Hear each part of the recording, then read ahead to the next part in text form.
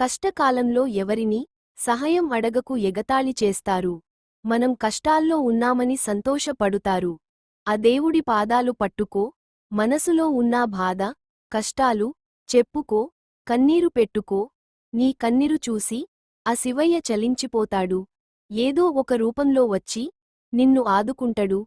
ఆ పరమశివుడు సర్వేజనా సుఖినోభవంతు. కష్టకాలంలో ఎవరిని సహాయం అడగకు ఎగతాళి చేస్తారు.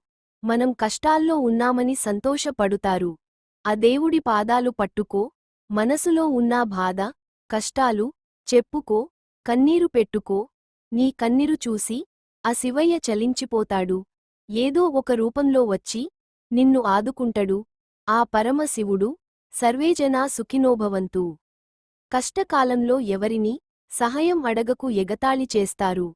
మనం కష్టాల్లో ఉన్నామని సంతోషపడుతారు.